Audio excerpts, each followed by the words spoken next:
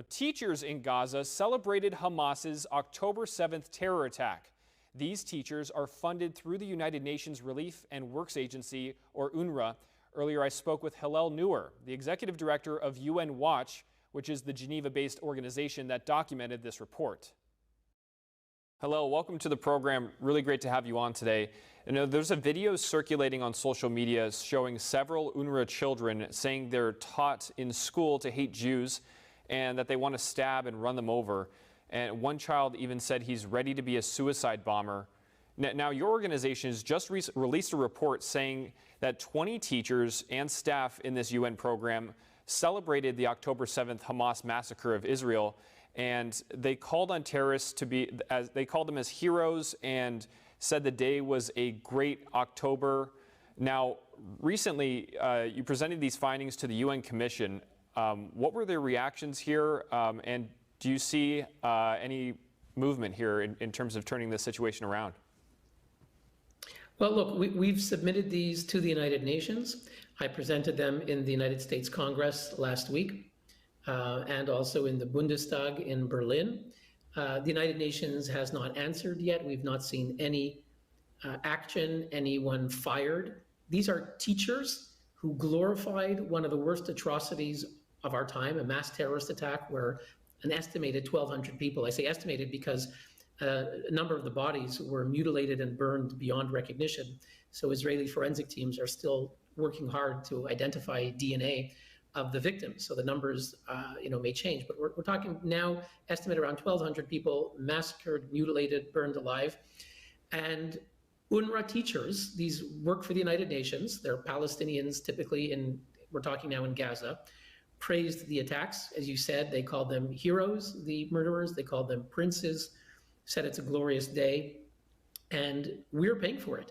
I'm living in Switzerland, I'm Canadian, both those countries, Canada and Switzerland, give money to UNRWA. The United States is giving well over $300 million a year to UNRWA. The American taxpayer is paying for teachers who are celebrating the murder of Jews. Right, and combined, the total UN funding yearly is over $1 billion as of last year. Now, how could this happen under the UN's watch? Well, that's an excellent question. It's the question that we're posing to UN Secretary General Antonio Guterres and the head of this particular agency, Philippe Lazzarini. And we haven't gotten an answer yet. They tend to stonewall. They try to avoid the issue. They will attack us. When Mr. Lazzarini, he's the Commissioner General of UNRWA, this agency, he spoke recently at the Saudi summit, and he said that there are groups that are against our agency and that are trying to tell false information that we preach hatred. Well, it's all documented. You see the teachers, you see photos on their Facebook page of them teaching at UNRWA. There's no question that they belong to UNRWA, and there's no question of what they said. In any other framework, if a teacher in the United States at a public school were found to be glorifying Hitler and celebrating the mass murder of anyone, that teacher would be fired immediately, would never go before a classroom again. Why is it that Palestinian children are denied their basic human rights, and the United Nations is knowingly employing teachers who are indoctrinating Palestinian children, the next generation, if you will, to become Hamas murderers? That's what the UN is doing. They have not given any answers yet. As I said, they either deny the problem or try to downplay the issue.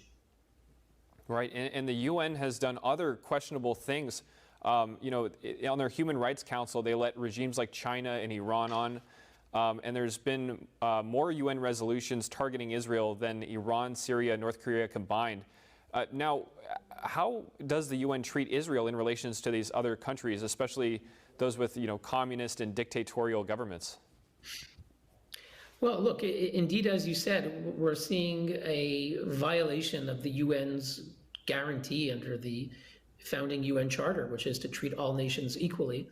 That's in the 1945 preamble of the UN Charter. And yet, when it comes to Israel, we see a double standard. For example, the General Assembly, as you mentioned, last year there was one resolution on Iran, one on Syria, one on North Korea, and 15 on Israel.